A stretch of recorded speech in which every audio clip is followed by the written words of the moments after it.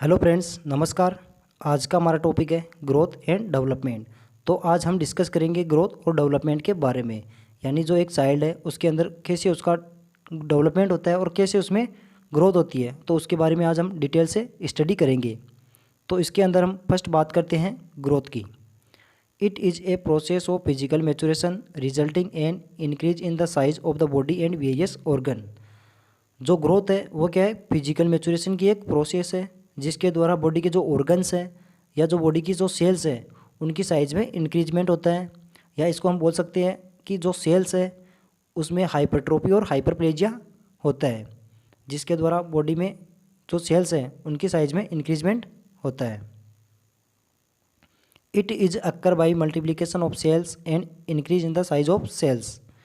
यह सेल्स के मल्टीप्लिकेशन और सेल की साइज में इंक्रीजमेंट के कारण होता है।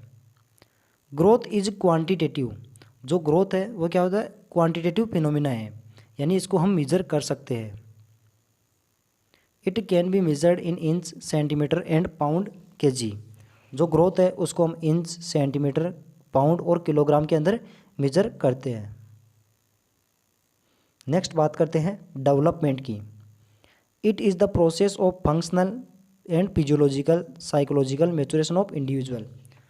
जो डेवलपमेंट है वो क्या है? एक प्रोसेस है जिसके द्वारा हम इंडिविजुअल के जो फंक्शंस है, फिजियोलॉजिकल और जो साइकोलॉजिकल मैचुरेशन है उसको हम मेज़र करते हैं। It include psychological, emotional and social changes. जो डेवलपमेंट है उसके अंदर साइकोलॉजिकल, इमोशनल और जो सोशल चेंजेज है उनको इंक्लूड किया गया है। It is qualitative. जो डेवलपमेंट है वो क्या है? क्वालिटेटिव फिनोमिना है, यानी हम बोल सकते हैं इसको हम मेज़र नहीं कर सकते हैं। It is non measurable. जो डेवलपमेंट है वो क्या है? नॉन मेजरेबल है, यानी इसको हम मेज़र नहीं कर सकते हैं। अब बात करते हैं principles of growth and development, यानी जो ग्रोथ एंड डेवलपमेंट है उसके क्या क्या प्रिंसिपल्स है उसके बारे में हम स्टडी करेंगे। तो इसके अंदर फर्स्ट प्रिंसिपल है यूनिक, यानी जो ग्रोथ एंड डेवलपमेंट है वो क्या होता है? यूनिक होते हैं, यानी इसमें जो प्रोसेस होती है वो सेम होती है। सेकंड प्रिंसिपल है यूनिवर्सल। जो ग्रोथ एंड डेवलपमेंट है वो यूनिवर्सल होते हैं, यानी जो ग्रोथ एंड डेवलपमेंट है सभी में देखने को मिलते हैं। It is continuous and orderly process. जो ग्रोथ एंड डेवलपमेंट है वो क्या होता है? कंटिन्यूस और ऑर्डरली प्रोसेस होते हैं, यानी सिस्टमेटिक प्रोसेस है, वो स्टेप बाय स्टेप देखने को मिलते हैं। It is proceed by stage and its sequence is predictable and same in all children, but there may be difference in the time of achievement. जो ग्रोथ एंड डेवलपमेंट है वो क्या होते हैं? स्टेज बाय स्टेज प्रोसीड होते हैं, और जो इसकी सीक्वेंस है उसका हम पूर्वानुमान लगा लेते हैं। और जो ग्रोथ एंड डेवलपमेंट है वो सभी चिल्ड्रन में क्या होती है? सेम होती है, लेकिन अचीवमेंट के टाइम ये सभी में डिफरेंट देखने को मिलते हैं। नेक्स्ट प्रिंसिपल है there is coordination between increase size and maturation. यह इंक्रीज साइज और मैचुरेशन के बीच कोऑर्डिनेशन होता है। They proceed in cephalocaudal from head to tail and proximodistal centre to periphery direction. जो ग्रोथ एंड डेवलपमेंट है वो सिपेलोकोडल और जो प्रोक्सिमोडिस्टल है उस मैनर में प्रोसीड होते हैं, यानी सिपेलोकोडल यानी हेड टू टेल इस डायरेक्शन में प्रोसीड होते हैं, और प्रोक्सिमोडिस्टल यानी सेंटर टू पेरिफेरल डायरेक्शन में प्रोसीड होते हैं। नेक्स्ट प्रिंसिपल है rate of growth and development are interrelated and rapid in infancy and in puberty but slow in preschool and school age. जो growth and development है वो क्या होते हैं? इंटर रिलेटेड होते हैं, और जो ग्रोथ एंड डेवलपमेंट है उसकी जो रेट है वो इन्फेंसी एंड प्यूबर्टी में रैपिड होती है, और प्री स्कूल और स्कूल एज है उसके अंदर ग्रोथ रेट है वो क्या होती है? स्लो होती है। अब नेक्स्ट बात करते हैं ग्रोथ असेसमेंट, यानी ग्रोथ को कैसे कैसे असेस करते हैं। इसके अंदर हम फर्स्ट बात करते हैं weight. Normal newborn weight is 2.5 kg और मोर अकॉर्डिंग टू WHO। जो नॉर्मल न्यू बॉर्न बेबी है उसका वेट होता है 2.5 किलो और इससे अधिक WHO के अनुसार। A newborn loss 10% weight of birth weight in first week of extra uterine life due to some problem in adjustment inadequate feeding, digestive adaptation and extra loss of cellular fluid। जो normal newborn baby है वो birth weight का 10% wait loss होता है first week के दौरान। जो extra uterine life है उसमें फर्स्ट वीक में जो नॉर्मल न्यू बॉर्न बेबी है उसमें 10% वेट लॉस होता है बर्थ वेट का due to some problem in adjustment में एडजस्ट होने में प्रॉब्लम आती है। इनएडिक्वेट फीडिंग यानी जो नॉर्मल न्यूबॉर्न बेबी है वो प्रॉपर फीडिंग नहीं कर पाता है जिसकी वजह से उसमें वेट लॉस होता है। डाइजेस्टिव अडेप्टेशन जो डाइजेस्टिव है अडेप्टेशन है यानी जो नॉर्मल न्यूबॉर्न बेबी है वो प्रॉपर तरीके से डाइजेशन नहीं कर पाता है उसकी वजह से वेट लॉस होता है। Extra loss of cellular fluid जो एक्स्ट्रा सेलुलर फ्लूइड है उसके लॉस के कारण वेट लॉस होता है।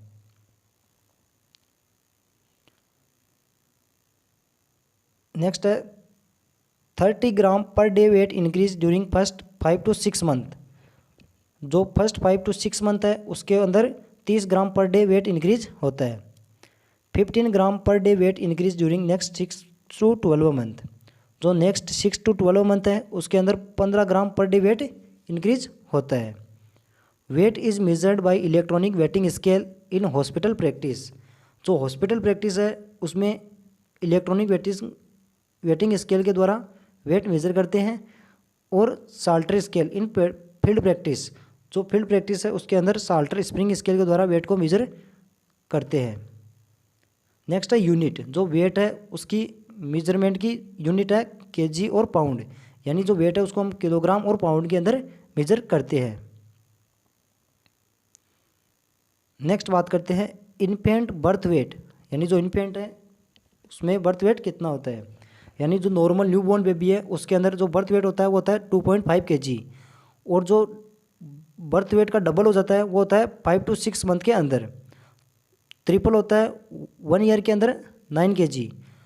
4 टाइम इंक्रीज होता है 2 ईयर के अंदर 12 kg। 5 टाइम इंक्रीज होता है 3 ईयर के अंदर 15 kg।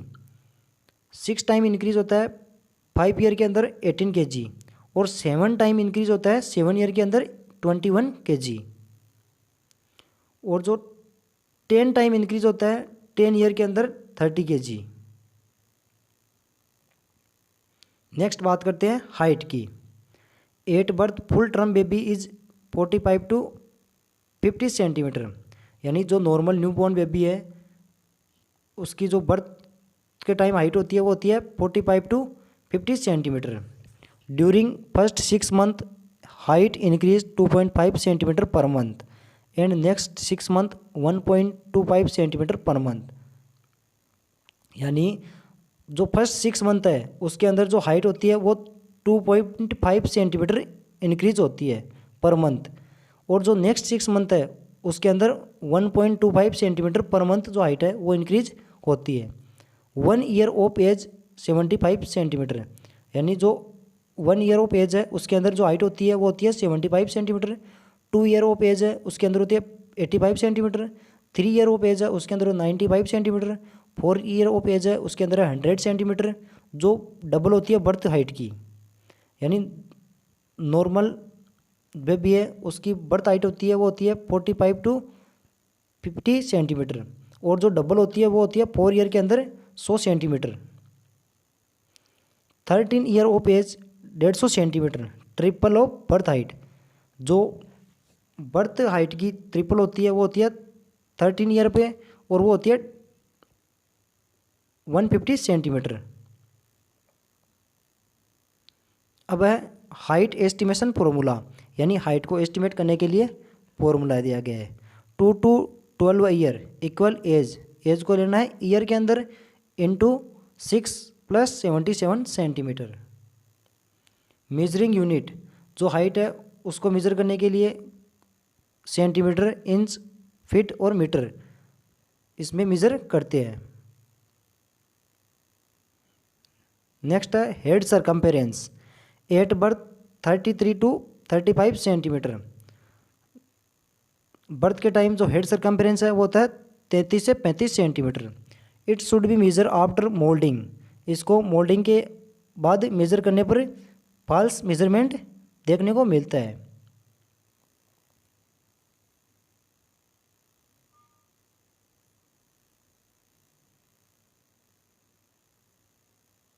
थ्री मंथ 40 सेंटीमीटर, जो हेड सर्कम्फरेंस है वो 3 मंथ पर होता है 40 सेंटीमीटर, 12 मंथ पर होता है 45 सेंटीमीटर और 2 ईयर पर होता है 48 सेंटीमीटर।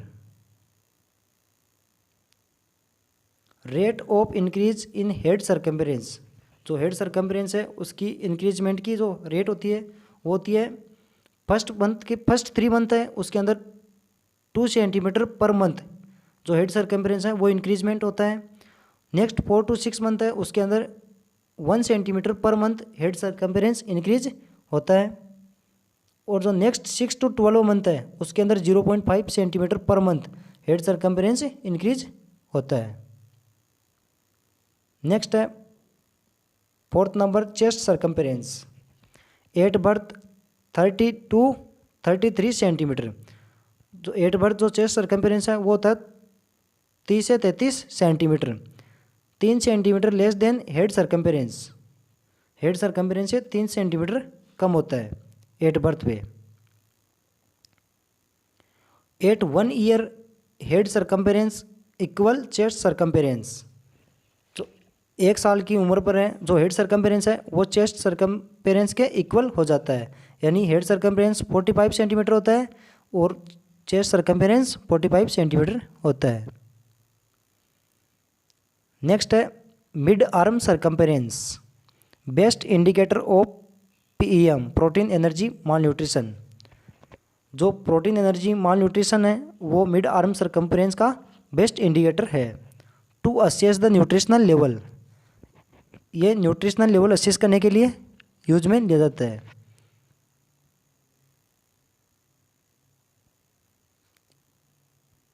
एट बर्थ जो मिड आर्म सर्कम्फरेंस होता है वो होता है 11 to 12 centimetre, 1 year of age पर होता है 13 to 14 सेंटीमीटर, 5 ईयर एज पर होता है 17 to 18 सेंटीमीटर और जो 10 ईयर एज पर जो मिड आर्म सर्कम्फरेंस होता है वो होता है 21 to 22 सेंटीमीटर। और जो मिड आर्म सर्कम्फरेंस है उसको हम मेजर कर सकते हैं इन स्टेप के द्वारा। Thank you. अगर आपको नोट्स की पीडीएफ चाहिए तो आप डिस्क्रिप्शन में लिंक दी गई है, उससे आप नोट्स की पीडीएफ डाउनलोड कर सकते हैं। Thank you.